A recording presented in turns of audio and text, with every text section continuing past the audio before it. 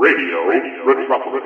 Welcome to the Dragnet Radio Podcast here on Radio Retropolis. For the past 6 months, the managers of large markets have been the victims of an elderly holdup man.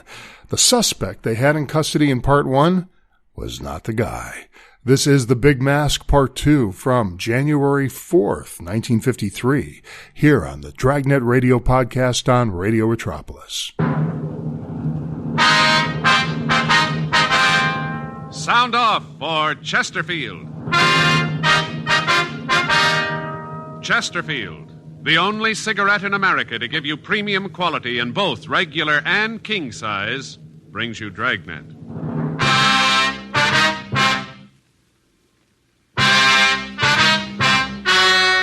Ladies and gentlemen, the story you are about to hear is true. The names have been changed to protect the innocent.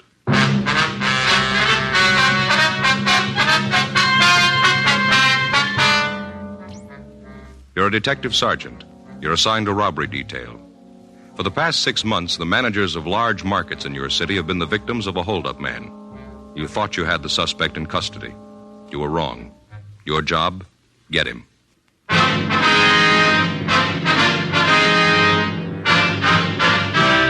Dragnet, the documented drama of an actual crime. For the next 30 minutes, in cooperation with the Los Angeles Police Department, you will travel step by step on the side of the law through an actual case transcribed from official police files. From beginning to end, from crime to punishment, Dragnet is the story of your police force in action. It was Saturday, March 22nd. It was cold in Los Angeles. We were working the day watch out of robbery detail. My partner's Frank Smith. The boss is Captain Didion. My name's Friday. We were on our way out from the office, and it was 9:36 a.m. when we got to 4623 Linwood, bakery shop.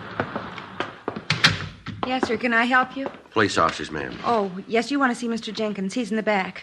Right through that door. Thank you, ma'am. How is Mr. Jenkins? Oh, he's all right. Got a bad cut on his head. The ambulance was here. Uh-huh. Do you know if there are any witnesses? I don't know. The other officers are checking it now, I guess. Mm-hmm. About how long have they been here? I'd say 10 minutes. All right, ma'am. Thank you. Who is it? Police officer, sir. My name's Friday. This is my partner, Frank Smith. Oh, what happened to the other officer? Well, he left, Mr. Jenkins. A couple of questions we'd like to ask you about this. Yeah, sure. Pull up that chair there. Thanks very much. You feel all right, sir? Yeah, my head aches a little, but I feel okay. Guy from the ambulance said I should see my own doctor. I don't know when I'm going to get time to do that. It's nothing serious, a little cut. Yes, sir. Would you tell us just what happened here? Yeah, sure, there's not much to it. Where do you want me to start? Well, what time did the man come in? Oh, I see. It must have been about 6:30 this morning. I was just frying the donuts. I heard this knock on the back door, and I let him in. What did he look like, sir? Well, just like the descriptions in the paper. That's how I knew it was the Black Masked Bandit. He had the overcoat on, the hat, and the mask on his face. Was he carrying a gun? Yeah, it looked like a .38 revolver, long barrel. Mm-hmm. What happened then? Well, at first I couldn't figure it.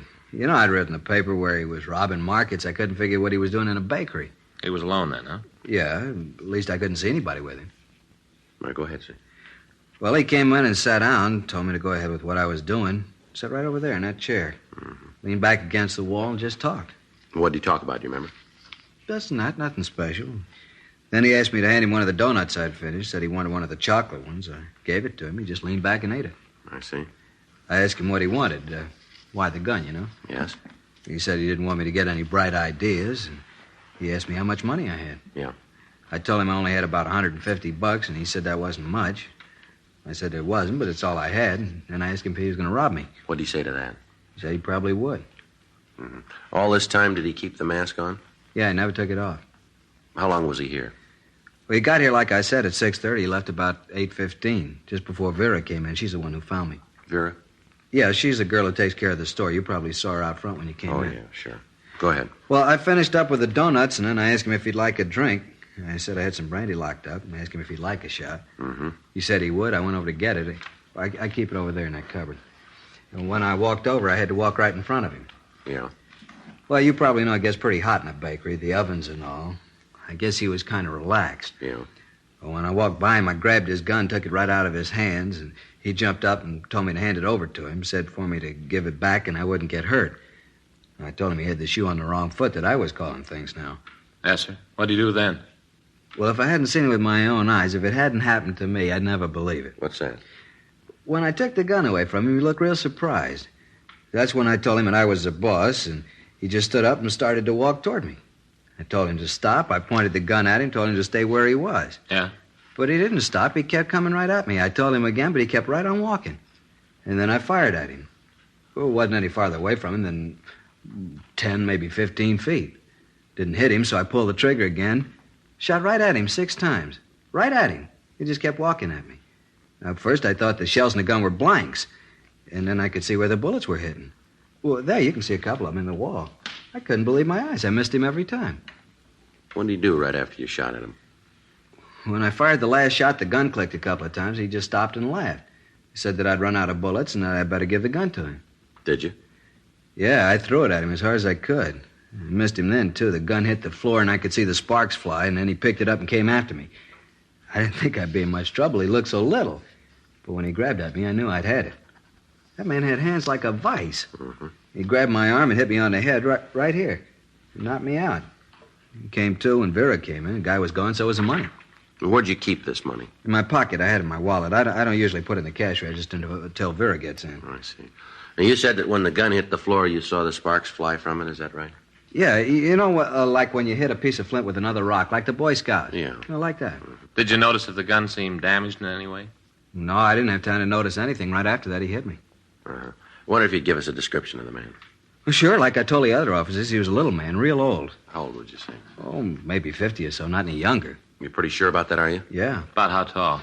Maybe 5'2", not any more than that. Kind of hard to tell with that big coat on. It looked like it was 5 or 6 sizes too big. Looked kind of funny at first, then you realized who he was, and it wasn't funny anymore. Mm-hmm. I wasn't too scared of him when I first saw him, even when he came at me, but when he grabbed my arm, I knew I had trouble. Yes, sir. I still can't understand it. 6 shots and I didn't hit him once. I tell you, the guy's not human.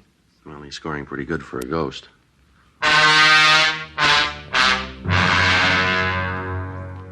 10:02 a.m. The crew from the crime lab came out and went over the bakery. Ray Pinker removed the slugs from the wall on the floor and took them back to the lab. The bandit, as usual, had worn gloves, so there was no possibility for fingerprints. A search of the neighborhood failed to turn up any new leads. None of the people in the immediate area had seen anyone answering the description of the Black Mask Bandit. Additional supplementary bulletins were gotten out, and all of the cars in the surrounding vicinity were alerted. The stats office had made run after run on the M.O. of the bandit. The leads they gave us were all checked out. All gunsmiths were alerted in the event that the suspect's weapon had been damaged and that he might try to have it repaired. All leads were checked and rechecked. They netted us nothing. Informants were questioned and re-questioned. The plan that had been worked out for checking with the managers of the supermarkets in the city was continued. 3 weeks passed. The bandit hit again, this time a market just outside of Eagle Rock. The M.O. was the same as had been used in the previous robberies. However, in this one instance, the market didn't have a storage refrigerator, so the thief locked the manager in a back room. In locking the door, the suspect had taken off his gloves, and Leighton Prince was able to lift a partial print from the doorknob. It wasn't enough for classification, but Bergman said that if we apprehended the man, he'd be able to identify him for us. June came and went. July, August. The bandit had been operating without interference for almost a year. He'd widened his theater of operations. Reports had come in from San Francisco to Stockton, from San Diego to Pomona. In each case, the suspect seemed to know what markets were being staked out, and he stayed away from them. The legwork continued without result. Tuesday, August 19th.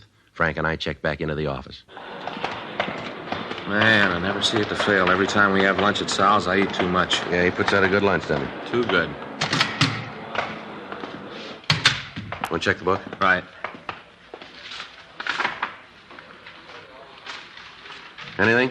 I'll call from Jerry. Informant? Yeah. Says he can't get with me tonight. He'll call in the morning. Friday, Smith? Yeah, Skipper. Yeah. Come on in here, will you? Right away. Sit down. All right. Well, what is it? You guys been on this Black Mask thing how long now? Well, it's going on a year, isn't it? You're no closer to him than you were when you started. Not much. You know you're tying up half the men at Metro. You got this town covered like a blanket, and you still can't turn the guy. We're doing everything we can, Skipper. I've been telling you for the last 6 months that I wasn't going to buy that anymore. I mean it this time. Just exactly what have you got on the guy? Well, I think you know it just as well as we do, Skipper. Description, M.O., even the partial print Bergman lifted from that place out in Eagle Rock. We've been over it 100 times. Isn't a lead that we haven't run out and then checked over again. Nothing new on the information from Folsom? No, nothing. We've had 5,000 circulars printed. They're scattered all over the country.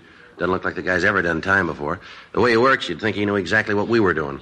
We cover the markets, he hits the bakeries. We cover the bakeries in L.A., he hits in San Diego. They cover the stores, then he hits up north. Where we are, he ain't. How about the car, the Ford? No, nothing. We got no license. You ever hear anything on the damaged gun?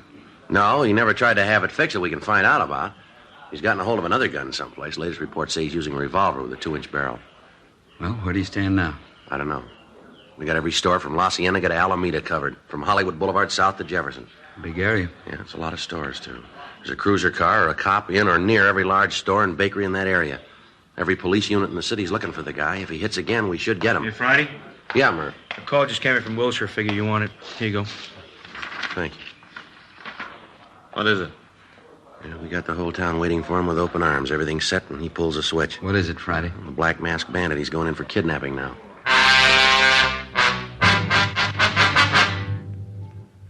The local broadcast stated that the manager of one of the big supermarket chains in the city had been taken from his home about 2:30 in the morning. The bandit forced him to drive to the store and open the safe. The thief then bound the manager and left the premises. The manager gave us a complete description of the bandit, and locals and APBs were gotten out on him. In this instance, the thief didn't use his own car. He forced the manager to drive his car to the market. The manager told us that when they'd left the house, he hadn't seen any other cars on the streets. Tuesday, August 19th, 5:20 p.m. Frank and I got in touch with Lieutenant Dick Tiernan of the Sheriff's Robbery Squad. Together with him, we worked out a plan to try to keep the homes of the managers under surveillance. In addition to this, men from the Sheriff's Department aided in canvassing the houses of the owners and managers. Each car was assigned 3 houses, while other cars covered 3 markets each. A month passed. The Black Mask Bandit hit 5 times, each time in areas which were not under direct surveillance. Friday, September 26, 5:20 a.m., we got a call at home that there had been another kidnapping, this time an elderly market manager and his wife. Frank and I drove out to see them. The radio unit had returned them to their home. Yes? Mr. Gunther? That's right. Police officers, Mr. Gunther. Oh, yes. Come in. You have some sort of identification? Yes, sir. Here's my ID card. My name's Friday. This is my partner, Frank Smith. How do you do? Mr. Gunther. Come into the living room, won't you? Thank you very much, sir. Sit down. Hope you didn't mind my asking about your identification. Just that the way things have been happening, you can't be too sure. Yes, sir, we understand. Now, I wonder if you'd mind telling us what happened. Sure. Awful thing. Awful. Just can't believe that a man his age would do a thing like this. Seems that he'd know not to be so cruel. Yes, sir. Just what did happen? Well, last night, must have been about 2 or 2:30, I woke up with this flashlight shining in my eyes. Mm-hmm. First, I didn't know what it was. Just this real bright light, you know. Yes, sir. Well, right away, of course, I knew there was somebody else in the room. About that time, Agnes woke up. Agnes is my wife. Yes, sir. Anyway, she woke up, wanted to know what was going on. I told her I didn't know. All this time, that light didn't move. Just stayed in one place and shone right in my eyes. Yes, sir. Then we heard this voice tell us to get out of bed. Said he wanted me to go with him. I told him to get out of the house, that I didn't want any trouble. If he wanted money, he'd find all we had in the house right on the dresser with my wallet. Mm-hmm. Could you see who the person was, sir? No, not then. The light and all. But I got out of bed, and then I could see a little old man with a black mask over his eyes. How could you tell his age, sir? Well, just could, that's all. Little beady eyes, and his mouth mean. Never saw a mouth like that on a young man. His voice was old, I could tell. Yes, sir. Well, he told me to get dressed, said that I should hurry up about it. Was he armed? Could you tell that? Yes, I could see it. He was holding a gun. All this time, Agnes was yelling at him to get out of the house. She's not well, you know. Yes, sir. Agnes, she has a bad heart. Uh-huh. Been with a doctor for years, takes pills and medicine. That's the big reason that I did what he said. I didn't want there to be any trouble to get Agnes excited. I understand. Well, finally I told him if he'd get out of the room and leave her alone, I'd do what he wanted. Not to give him any cause to hurt anyone. Mm-hmm. Then he did about the meanest thing he could have done. Told Agnes to get out of bed. Said for her to get up and get dressed and go with us. Just can't understand why he'd want to do a thing like that. Just plain meanness. Yes, sir. Did your wife do what he said? Well, at first she said she wouldn't do it. Really told him off. I thought he'd maybe get mad and hit her. He was mean enough to do it. And finally I asked her to do what he wanted. Figured that'd be the easiest way of getting him out of the place. I thought that maybe I could talk him out of taking her with us, but I couldn't. He made you leave the house then? Yeah, told me to get the car out of the garage, and then he and Agnes get in the back seat.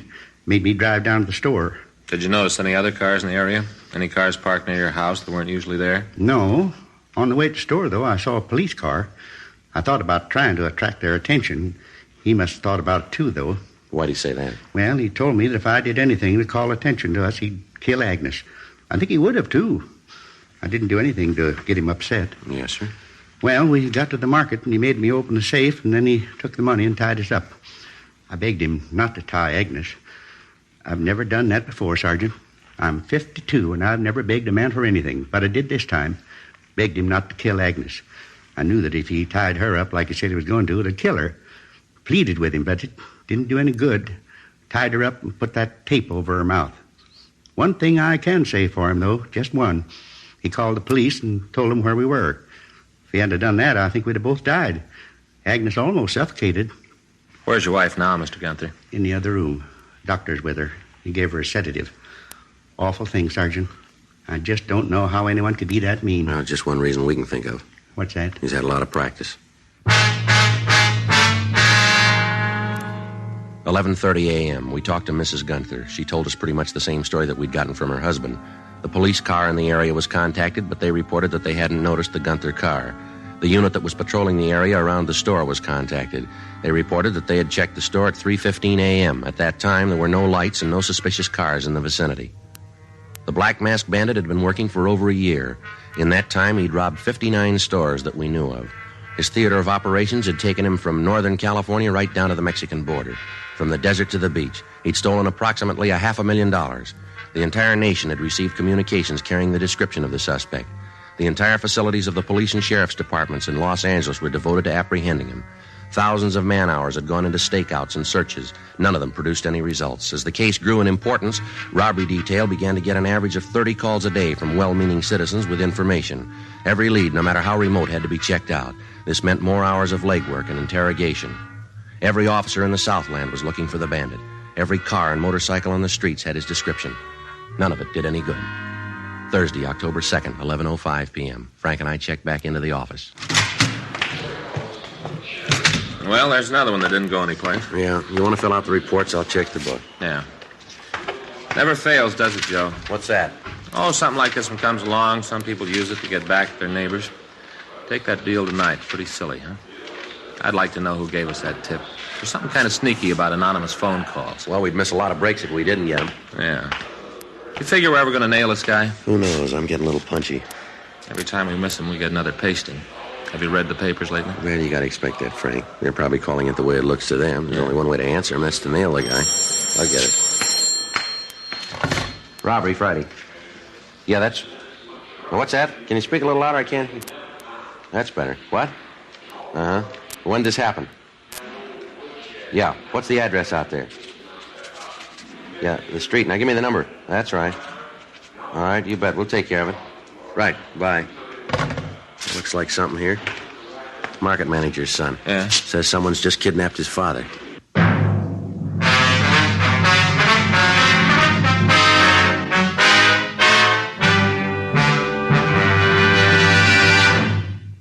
You are listening to Dragnet, the authentic story of your police force in action.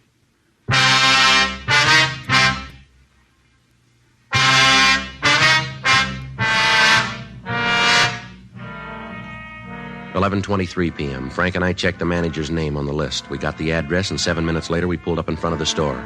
In the rear of the store, we could see two men. One was dressed in a bathrobe, the other in a large overcoat with a brown hat pulled down over his eyes. Parked in front of the store was a dark blue 1951 Lincoln. We checked the car and found that it bore the registration of Donald Anderson, the manager. Frank went around to the rear door of the market, and I covered the front entrance. We waited. At 11:42 p.m., the bandit started for the front door. All right, mister, police officer, hold it up there. Come on, drop the gun, give it up. Mr. Cop, get out of here! Frank, cover the other side of the building. He's going for that fence, Joe. All right, come on, mister, give it up. You all right, Joe? Yeah, come on, let's get over this fence. All right.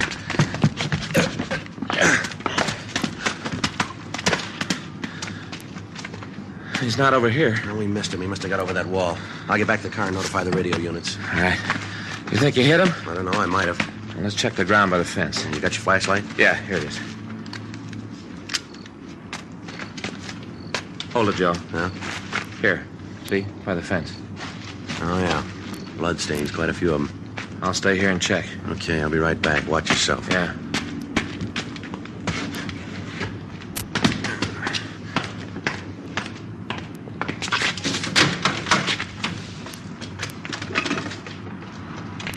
Unit 1K80 to Control 1. Unit 1K80 to Control 1. Control 1 to 1K80. Go ahead. While attempting to arrest market bandit during commission of robbery, he exchanged fire with suspect. Suspect is known to be wounded. Suspect armed. Use caution. Suspect seen fleeing on foot. All cars in area converge on corner Figueroa and Woodlawn. Suspect described as WMA, 50 to 55 years, 130 to 140 pounds. Block off area at Vernon to Slauson. And from Figueroa to Maine. Suspect last seen going through houses at 49th and Figueroa. That's 49 and Figueroa. Roger, 1K80. Attention, all units. Attention, all units. All units in the vicinity of 49th and Figueroa. Robbery suspect wounded while attempting robbery of market. Suspect described as WMA, 50 to 55 years, 130 to 140 pounds. Block off area at Vernon to Slauson, and from Figueroa to Main Streets. Suspect last seen going through houses at 49th and Figueroa. Unit 1K80 to Control 1. Unit 1K80 to Control 1. Control 1 to Unit 1K80. Go ahead. Suspect is known to be armed. Approach with caution. Use caution. Unit 1K80 to Control 1. KMA 367. All units. Robbery suspect at 49th and Figueroa, known to be armed. Approach with caution. Repeat. Approach with caution. What do you figure, Frank? Well, he's in here someplace. Let's find him. In the next 3 hours, 37 police cars combed the area. Every possible hiding place was investigated. A house-to-house search was started. Citizens were asked to lock their doors and to open their homes to no one. In one of the yards, we found the hat and coat worn by the suspect, but apparently he'd made good his escape. Broadcasts were gotten out to the entire city, putting them on the alert. Additional officers were sent to the blockaded area to help with the search. Captain Didion came out from the office to direct the operations. 3:30 a.m. The area had been checked and rechecked. No sign of the suspect. Frank and I went back to our car. I don't know, Joe. The guy's got us jinxed. Seems like everything we do, he's got us beat. It doesn't make much sense, does it? We got to turn him sometime. Yeah, we've been saying that for a year. Didion was sure in a rare mood tonight. Well, he's got trouble with his stomach again. I'm going to have trouble with mine if this keeps up much longer. Yeah. Joe, car. Yeah, take the other side of it. Right. All right, come on out of the car, mister. Come on, we know you're there. Get out. Get out of here, cop! Come on, throw that gun out here. You can't go anywhere. Give it up before you get killed. I ain't coming out. Don't you try come after me. You haven't got a chance. I dropped the gun. All right, I quit. Got no more shells. I can't fight anymore. I quit. Please don't shoot anymore. All right, throw that gun out here. Come on. All right, now get out of the car. Keep those hands up. Put them behind your head. All right, come on over here. Turn around. Put your hands against the car. Straight out in front of you. I'll shake it. Hey, you're going to call an ambulance for me? I'm hurt. Hey, can't you see I'm hurt? Ain't you going to do anything for me? He's clean, Joe. Right here. Here, get your hands behind you. Want to put in a call for the ambulance? Right. You didn't have to shoot. I would have stopped if I'd known you was cops. You got trouble with your ears? No. We told you we were officers. You built this thing. We just went along with you. A lousy deal anyway. I should have stopped. I should have quit when I was ahead. If I'd have stopped, you guys would have never caught me. Never. They're on the way, Joe. Good. What's your name, mister? Jerry Rogers. How old are you? 35. All this time, we're looking for an old man. How do you figure it, Joe? I don't know. Gray hair, big overcoat, and mask. Witnesses didn't get too good a look at him. Yeah. You ever been arrested, Rogers? Yeah, once. Is that ambulance ever going to get here? It's coming. What'd you fall for? Huh? What were you arrested for? Drunk driving. Oh, I should have quit. I should have laid off. Yeah, it's too bad you didn't figure it that way a little sooner. Look, I don't want any morals. When's that ambulance going to get here? Don't worry about it, Rogers. Huh? You got a lot of time.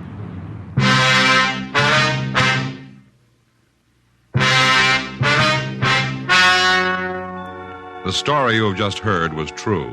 The names were changed to protect the innocent. On February 4th, trial was held in Department 87, Superior Court of the State of California, in and for the County of Los Angeles. In a moment, the results of that trial.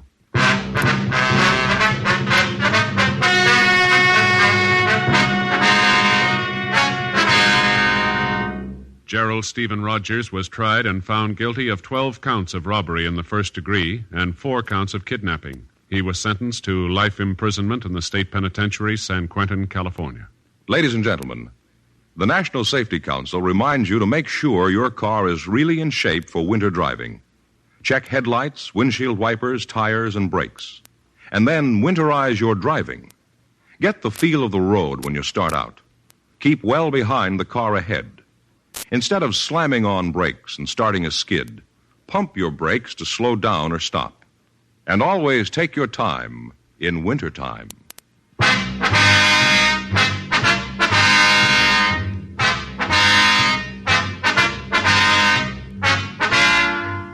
You have just heard Dragnet, a series of authentic cases from official files. Technical advice comes from the Office of Chief of Police W.H. Parker, Los Angeles Police Department. Technical advisors, Captain Jack Donahoe, Sergeant Marty Wynn, Sergeant Vance Brasher. Heard tonight were Ben Alexander, Ralph Moody, Harry Bartell, Jack Crucian. Script by John Robinson. Music by Walter Schumann. Hal Gibney speaking. Sound off for Chesterfield. Either way you like them, regular or king size, you'll find premium quality Chesterfields much milder. Chesterfield has brought you Dragnet, transcribed from Los Angeles.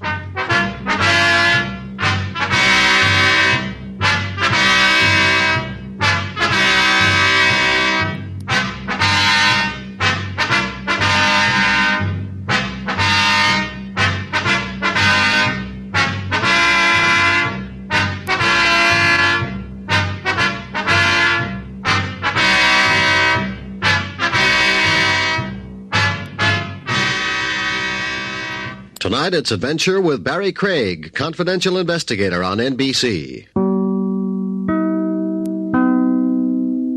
And that was The Big Mask Part 2 from January 4th, 1953, here on the Dragnet Radio Podcast on Radio Retropolis. Okay, this seems like another Dragnet episode where I need my laugh track. You know, I should just keep that handy because there's a lot of funny moments in here that I don't think, some aren't really intended to be funny, but they're just funny. Such as this Mr. Jenkins supposedly missing 6 times, firing his gun at point blank range at the robber after he took the gun away. He thought, aha, this doesn't make any sense. He was able to get the gun from this robber who seemed to have no fear of Jenkins. Jenkins fired 6 shots and missed every single time. Then he threw the gun at him and missed him there too. And what made matters worse was the robber subdued Jenkins rather easily and knocked him out. To me, I have to say, this is not what I would consider great script writing, as Dragnet prides itself on being real to the point of even being boring sometimes in its procedure. But when you have a gun pointed at a man 10 feet away from you and you fire once, twice, and again and again and again until 6 shots are fired and you miss him every time, you know what this reminds me of? Pulp Fiction. Remember that, Quentin Tarantino? It was the scene in which the guy runs out of the bathroom and shoots wildly at Jules and Vincent, played by Samuel L. Jackson and John Travolta. When Jules and Vincent realized that he missed them, they each pulled out their guns and loaded him with lead, killing him, of course. That was funny. It was black comedy in there. And that's kind of the same thing here. That's the same scene, except Pulp Fiction, as I said, was black comedy, and Dragnet is supposed to be a drama. So how could you take this seriously? It was completely off point for the show. Completely off point. Ralph Moody played Mr. Gunther, the second manager to be held up by the masked robber. Moody has appeared in a couple of Dragnet episodes in the past, radio episodes. One, he played a pornographic producer and the big producer, and another was the big Signet. Ralph Moody, in the mid-40s, was a frequent radio cast member on The Roy Rogers Show. In 1952, he was a regular on Gunsmoke.